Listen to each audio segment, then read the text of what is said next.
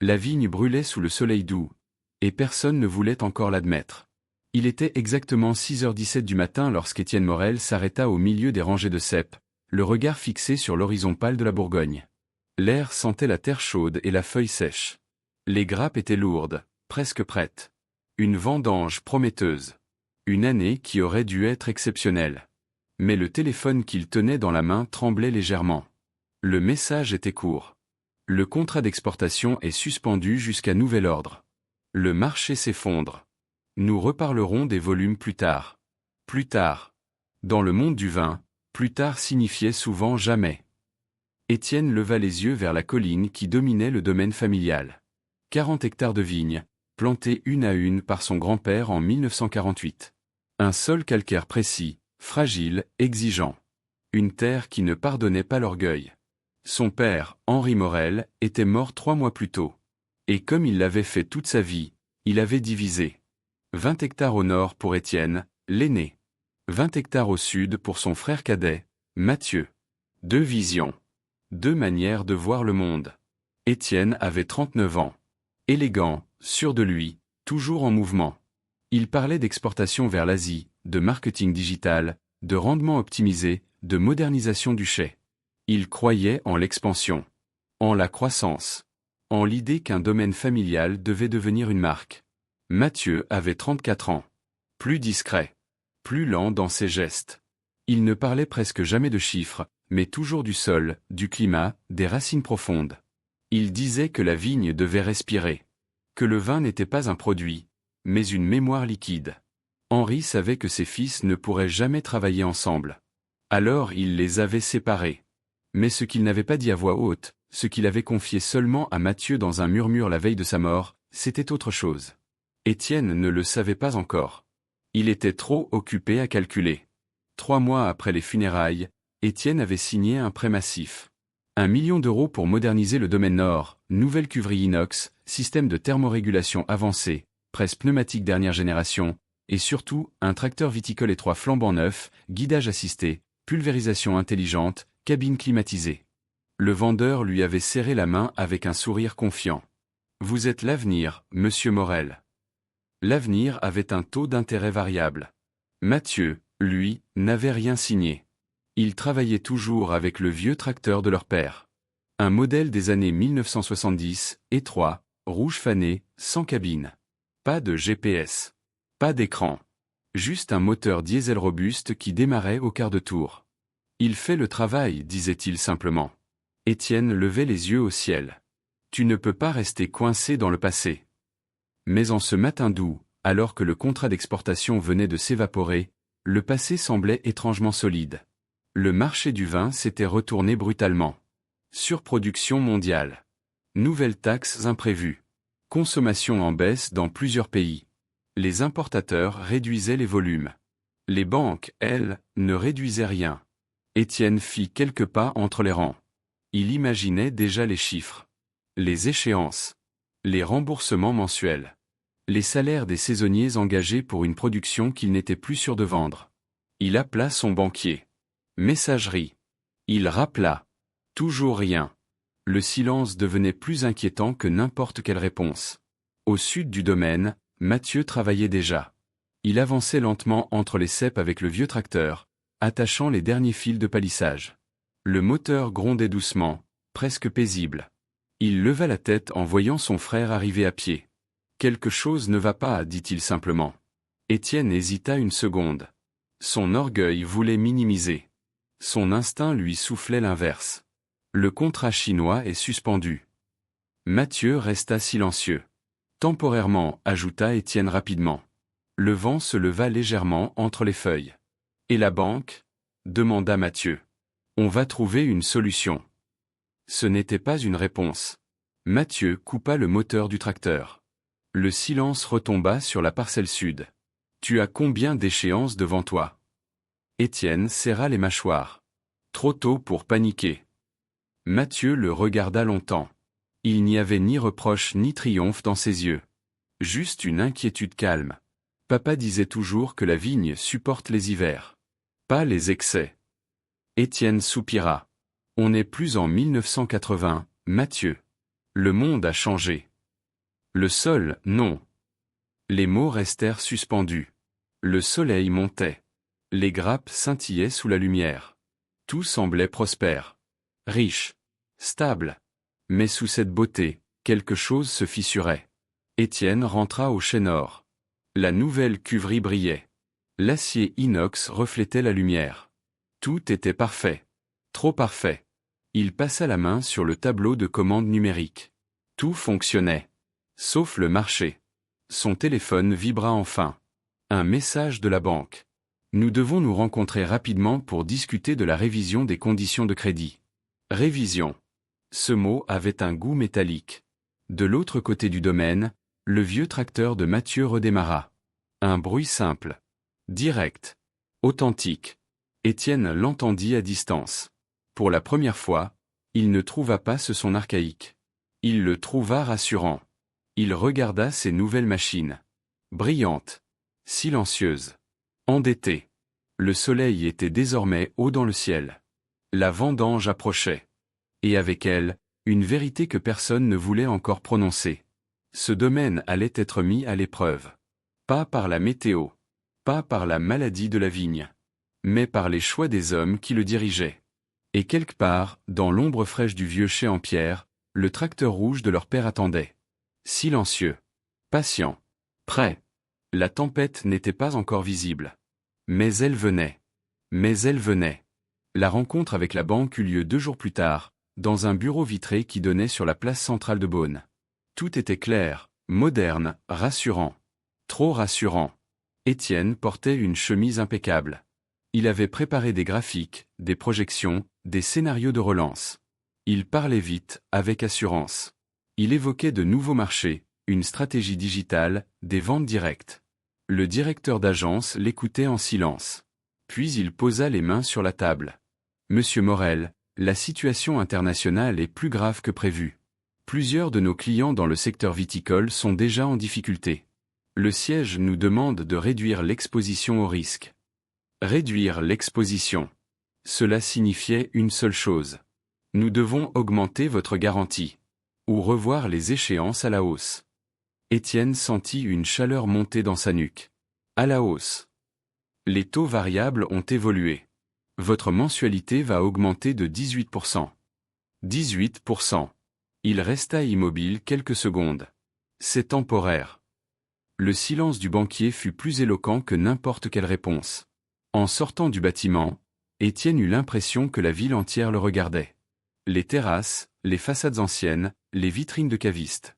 Tout semblait stable, ancré. Lui ne l'était plus.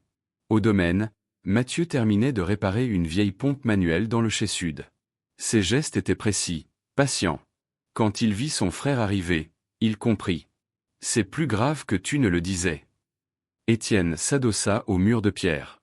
Il augmente les mensualités. Mathieu ne répondit pas tout de suite. Il connaissait les chiffres approximatifs. Il savait combien représentait le prêt. Il savait aussi que la marge d'Étienne dépendait presque entièrement des contrats d'exportation suspendus. Tu peux tenir combien de temps?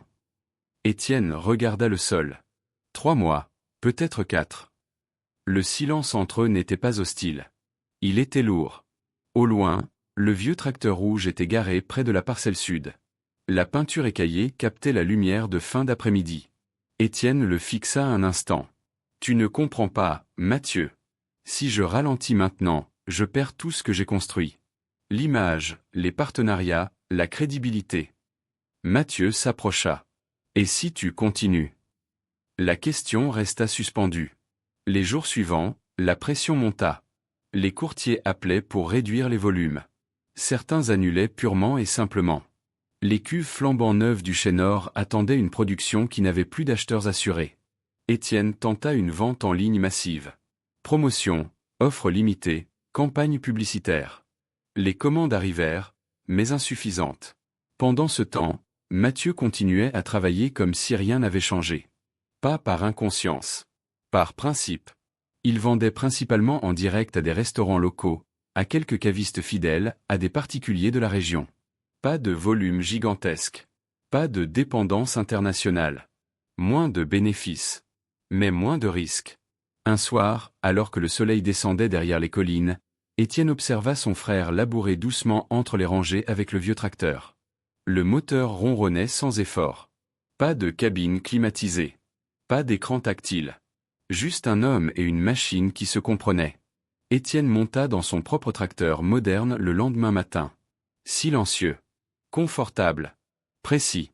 L'écran affichait des données sur l'humidité du sol, la densité des feuilles, la vitesse optimale. Tout était sous contrôle.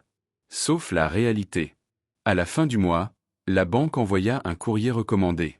En cas de défaut de paiement prolongé, nous nous verrons contraints d'engager des procédures de saisie partielle des actifs.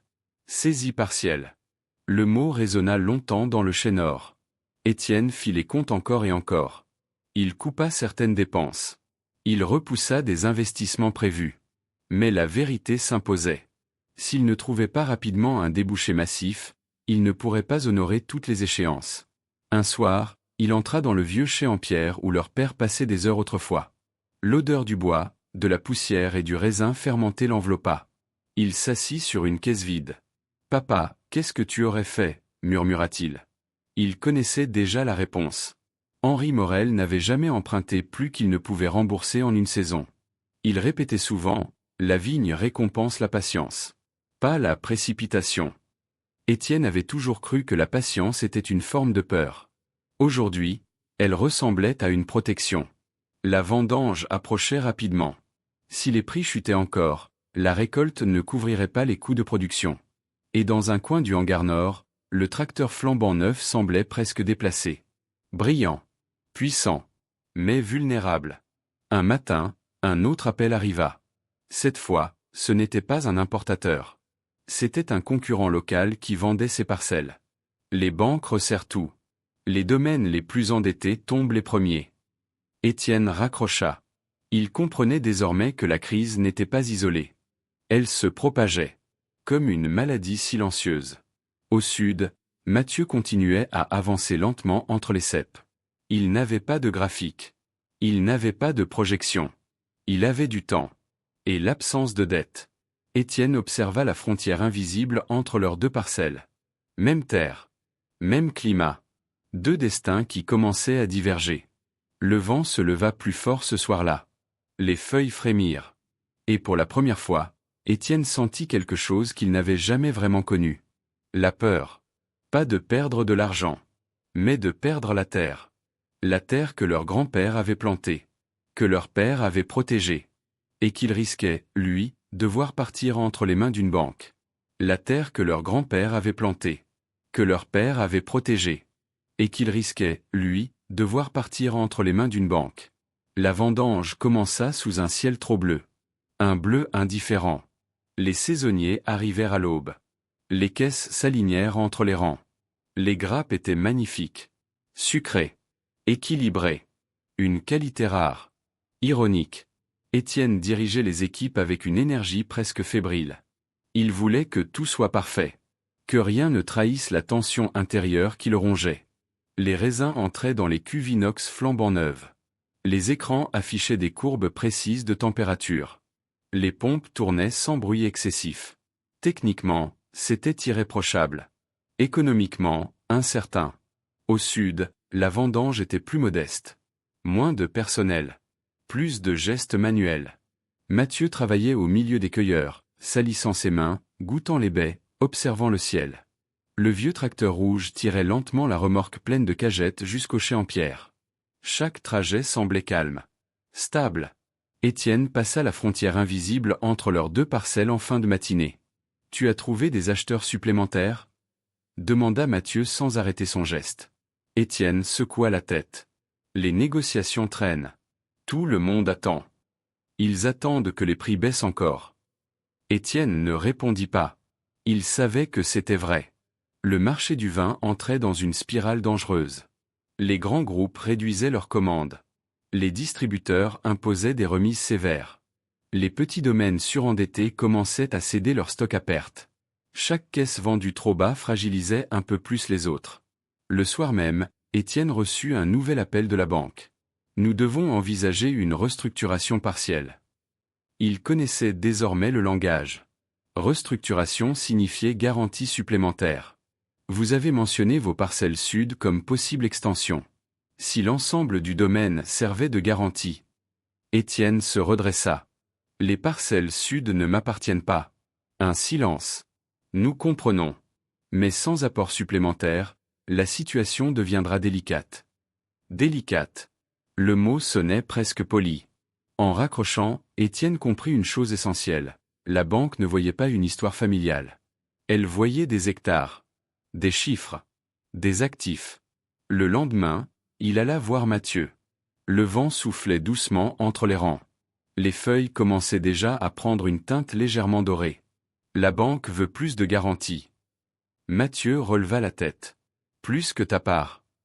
Ils veulent sécuriser l'ensemble. Un silence tomba entre eux.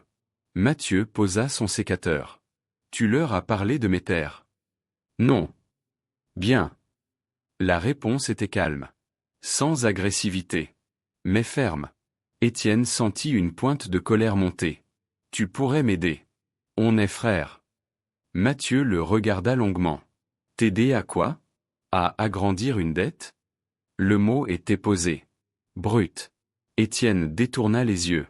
Tu ne comprends pas. Si je tombe, le nom Morel tombe avec moi. Le nom Morel ne dépend pas d'un contrat en Chine. Les mots frappèrent plus fort qu'Étienne ne l'aurait cru. Ce soir-là, il resta longtemps dans le chai nord. Les cuves étaient pleines. La fermentation avançait parfaitement. Tout ce qu'il avait rêvé d'accomplir était là, tangible. Mais la réussite technique ne compensait pas la fragilité financière. Une semaine plus tard, la première échéance majorée arriva. Il paya, en puisant dans sa trésorerie de sécurité. La seconde arriva. Il paya encore. La troisième fut plus difficile. Les ventes locales n'absorbaient qu'une petite partie de la production. Les importateurs négociaient à la baisse. Puis arriva la lettre. Officielle. En cas de non-régularisation dans les 30 jours, une procédure de mise sous administration sera engagée. Mise sous administration. Étienne relut la phrase plusieurs fois. Cela signifiait que la banque pourrait superviser, voire forcer la vente d'actifs. Il se rendit au sud du domaine en fin d'après-midi. Mathieu nettoyait les outils près du hangar. Le vieux tracteur rouge était couvert d'une fine couche de poussière. Usé, mais debout. Il parle d'administration judiciaire. Mathieu ne sursauta pas. Tu vas faire quoi? Étienne regarda les collines. Je peux vendre une partie. Les parcelles les moins rentables. À qui? À un groupe de Dijon. Il cherche à consolider. Mathieu resta immobile. Et après? Après, je réduis la voilure. Je garde ce que je peux. Le silence s'étira. Étienne sentit quelque chose se fissurer en lui. Je voulais faire grandir le domaine. Mathieu s'approcha. Grandir n'est pas toujours synonyme de survivre. Le soleil descendait lentement derrière les vignes. Les deux frères restèrent là, côte à côte, sans parler. Ils entendaient le vent. Le moteur lointain d'une voiture sur la route départementale. Le craquement du bois du vieux hangar. Deux visions. Deux chemins. Et une crise qui ne faisait que commencer. Dans moins d'un mois, si rien ne changeait, une partie du domaine nord serait mise en vente. Pas par choix. Par nécessité. Et cette fois, ce ne serait plus une discussion entre frères. Ce serait une annonce publique. Un panneau planté au bout des rangs. À vendre. Un panneau planté au bout des rangs. À vendre. Il apparut un matin gris, sans cérémonie. Deux piquets en bois, une plaque blanche, des lettres noires parfaitement droites. Parcelle viticole 12 hectares, vente urgente. Étienne resta longtemps devant ce panneau. Il n'avait rien annoncé officiellement au village, mais dans une région comme la leur, rien ne restait secret bien longtemps. Les regards changèrent. À la coopérative. À la boulangerie. Même à l'église le dimanche. On ne disait rien. Mais on savait. Le groupe de Dijon envoya un expert évaluer les sols. Un homme en costume clair, chaussures trop propres pour la terre. Il prit des notes. Mesura. Photographia. Belle exposition. Bon potentiel. Dommage pour la situation financière. Dommage. Le mot revenait souvent ces derniers temps. Mathieu observait de loin, appuyé contre le vieux tracteur rouge. Il ne posait pas de questions. Mais il voyait tout. La fermentation se termina. Le vin était superbe. D'une finesse rare. Les dégustateurs locaux confirmaient la qualité exceptionnelle du millésime. Ironie cruelle. Une grande année, au mauvais moment. La banque fixa une date limite. Sans signature rapide, la procédure judiciaire commencerait officiellement. Étienne ne dormait presque plus. Il passait ses nuits à recalculer, réorganiser, négocier. Chaque solution impliquait une perte. Un soir, il entra dans le chai sud. Les murs en pierre retenaient la fraîcheur. Les fûts en chêne exhalaient une odeur douce. Mathieu était assis sur une caisse, en train d'étiqueter à la main une petite série destinée à un restaurant local. « Ils veulent conclure avant la fin du mois, » dit Étienne. Mathieu leva les yeux. « Et toi ? » »« Je n'ai plus beaucoup de marge. » Le silence s'installa. Puis Étienne ajouta, plus bas. « Je vais perdre la moitié de la parcelle nord. » Mathieu resta immobile. Il pensa à leur père. Aux longues soirées d'hiver à réparer les outils. Aux vendanges sous la pluie. À la phrase qu'Henri lui avait dite, juste avant de mourir. « Quand la tempête arrive, ne protège pas ton orgueil. Protège la terre. » Mathieu se leva lentement. « Combien il propose ?» Étienne donna le chiffre. Un prix inférieur à la valeur réelle. Mais suffisant pour calmer la banque. Mathieu hocha doucement la tête. « Et si tu refuses ? Ils forceront la vente. Peut-être pire. » La vérité était nue. Dehors, le vent soufflait plus fort. Les feuilles mortes commençaient à se détacher des ceps. La saison basculait. 2 semaines plus tard, la vente fut officiellement annoncée. Une date d'appel d'offres fut fixée. Ce ne serait pas une vente intime. Ce serait public. Le jour venu, plusieurs acheteurs potentiels se présentèrent. Des investisseurs. Un grand groupe. 2 négociants. Étienne se tenait droit, mais son regard était éteint. Chaque hectare représentait une partie de son ambition. Chaque offre sonnait comme une concession. À quelques mètres de là, Mathieu observait en silence. Il avait passé les nuits précédentes à ouvrir une vieille boîte en métal cachée dans le grenier. À l'intérieur, des années d'économie. Pas spectaculaires, mais constantes. Il n'avait jamais emprunté. Il n'avait jamais agrandi. Il avait simplement travaillé. Le vieux tracteur rouge était toujours là. Payé depuis des décennies. Toujours fonctionnel. L'appel d'offres commença. Les chiffres montèrent lentement. Puis plus vite. Étienne sentait le sol se dérober sous ses pieds. À ce rythme, même la vente ne couvrirait pas tout. Puis une voix calme s'éleva. « Je propose 5% au-dessus. » Les têtes se tournèrent. « Mathieu. » Étienne le regarda, incrédule. « Qu'est-ce que tu fais ?» Mathieu ne répondit pas. L'enchère monta encore légèrement. Mathieu leva de nouveau la main. Silence. Le groupe de Dijon hésita. Le marché était instable. Les prix incertains. L'investissement risqué. Le commissaire-priseur attendit. Une fois. Le vent souffla entre les rangs. 2 fois. Étienne sentit son cœur battre dans ses tempes. Adjugé. Le marteau frappa.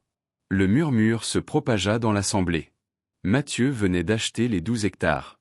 Étienne resta immobile. « Tu n'as pas cet argent. » Mathieu le regarda enfin. « J'ai presque tout. » Presque. Il avait vendu une petite parcelle marginale du sud quelques jours plus tôt. Discrètement. Sans en parler. Assez pour compléter. Le groupe de Dijon quitta les lieux. La banque ne protesta pas. Un acheteur solvable était préférable à une procédure longue. Le domaine nord n'était plus amputé. Il changeait simplement de main. De main, familiale. Quand la foule se dispersa, les 2 frères restèrent seuls entre les rangs. Le soleil descendait derrière la colline. « Pourquoi ?» murmura Étienne. Mathieu inspira lentement. « Parce que la terre ne doit pas partir. » Étienne baissa les yeux. Pour la première fois depuis des mois, il ne parlait plus de croissance. Plus d'image. Plus d'expansion. Il parlait doucement. J'ai cru que grandir signifiait réussir. Mathieu posa une main sur son épaule. Survivre, c'est réussir. Le vieux tracteur rouge attendait près du hangar. Toujours là. Toujours prêt. Mais cette fois, la bataille n'était pas terminée. Car sauver la terre n'effaçait pas la dette. Il restait encore une décision à prendre. Une décision qui allait redéfinir leur avenir. Ensemble ou séparément. Ensemble ou séparément. La nuit qui suivit l'enchère fut silencieuse. Trop silencieuse. Étienne ne rentra pas immédiatement chez lui. Il marcha longtemps entre les rangées nord, celles qu'il avait failli perdre. Les feuilles bruissaient doucement sous le vent d'automne. Les grappes avaient été vendangées. Les ceps se reposaient. La vigne survivait. C'était déjà une leçon. Au sud, une lumière restait allumée dans le vieux chai en pierre. Mathieu n'avait pas encore dormi non plus. Il savait que l'enchère n'était qu'un premier pas. Sauver la terre ne signifiait pas effacer les erreurs. La dette d'Étienne existait toujours. Le lendemain matin, ils se retrouvèrent dans la cour, entre les deux chais. Le tracteur moderne d'Étienne brillait encore. Le vieux tracteur rouge reposait à côté, couvert de poussière. Deux époques. Deux philosophies. Étienne parla le premier. Si tu as acheté les 12 hectares, ça veut dire que le nord est officiellement coupé en deux. Mathieu hocha la tête. Oui. Un silence. Et maintenant? Mathieu s'approcha lentement. Maintenant, on arrête de travailler comme si on était en compétition. Étienne leva les yeux. Tu veux dire ensemble? Mathieu ne répondit pas tout de suite. Il regarda les collines, le sol, les rangs parfaitement alignés. Papa a séparé les terres parce qu'il savait qu'on ne savait pas travailler ensemble. Il marqua une pause. Peut-être que c'était nécessaire. Étienne sentit quelque chose se fissurer en lui. L'orgueil. La certitude d'avoir toujours raison. J'ai voulu prouver que je pouvais faire mieux que lui, dit-il enfin. Mathieu répondit calmement. Il ne voulait pas qu'on fasse mieux. Il voulait qu'on dure. Les mots restèrent suspendus dans l'air frais. La banque accepta l'accord. La vente partielle à Mathieu permit de stabiliser la situation financière d'Étienne. Il renégocia son prêt, réduisit ses ambitions, vendit le tracteur flambant neuf pour alléger les charges. Le jour où l'acheteur vint récupérer la machine moderne, Étienne la regarda partir sans parler. Il ne ressentit ni honte ni colère. Juste un soulagement étrange. Le lendemain, il monta sur le vieux tracteur rouge avec Mathieu. Le moteur toussa, puis démarra. Le son était brut. Réel. Vivant. Ils travaillèrent côte à côte pendant des heures. Sans écran. Sans projection. Sans discours sur les marchés étrangers. Juste la terre. La saison suivante, ils décidèrent quelque chose d'inattendu. Ils fusionnèrent officiellement leurs parcelles. Pas pour agrandir. Pour équilibrer. 160 hectares réunis. Mais sans dette. Ils réduisirent les volumes, augmentèrent la qualité, privilégièrent les ventes locales et les circuits courts. Moins spectaculaires. Moins impressionnants. Mais stables. Les années suivantes furent plus calmes. Pas faciles. Jamais faciles. La vigne exige toujours du travail, de la patience, de l'humilité. Mais ils dormaient. Sans lettres recommandées. Sans appel menaçant. Un soir d'automne, plusieurs années plus tard, ils étaient assis devant le chai, regardant le soleil disparaître derrière les collines de Bourgogne. Le vieux tracteur rouge était garé derrière eux. Toujours fonctionnel. Étienne brisa le silence. Tu sais ce que je regrette le plus? Mathieu tourna la tête. Quoi? D'avoir confondu vitesse et vision. Mathieu sourit légèrement. Et maintenant? Étienne observa les rangs parfaitement alignés. Maintenant, je sais que la terre n'a pas besoin d'un empire. Elle a besoin de gardiens. Les mots restèrent simples. Vrai. Quelques années plus tard, quand ils racontaient l'histoire à leurs enfants, ils ne parlaient pas du prêt avec honte. Ils ne parlaient pas de l'enchère avec amertume. Ils parlaient du choix. Du moment précis où l'un avait décidé d'avancer trop vite. Et où l'autre avait décidé de tenir bon. Ils parlaient du jour où ils avaient compris que la réussite ne se mesure pas en hectares supplémentaires, mais en années de continuité. La vigne change avec les saisons. Le marché monte et descend. Les modes passent. Mais la terre reste. Et ceux qui savent la respecter restent avec elle. Aujourd'hui, le domaine Morel existe toujours. Pas le plus grand de la région. Pas le plus médiatisé. Mais solide. Et chaque printemps, quand le vieux tracteur rouge démarre encore, son moteur rappelle une vérité simple. Ce ne sont pas les plus ambitieux qui survivent toujours. Ce sont ceux qui savent ce qui suffit. Parce qu'au final, l'héritage le plus précieux n'est pas une marque. Ce n'est pas un contrat international. Ce n'est pas une machine brillante. C'est la famille. C'est la patience. C'est la capacité de revenir l'un vers l'autre quand tout semble se briser. Abonnez-vous pour plus d'histoires comme celle-ci. Et dites-nous en commentaire ce que vous auriez fait à sa place.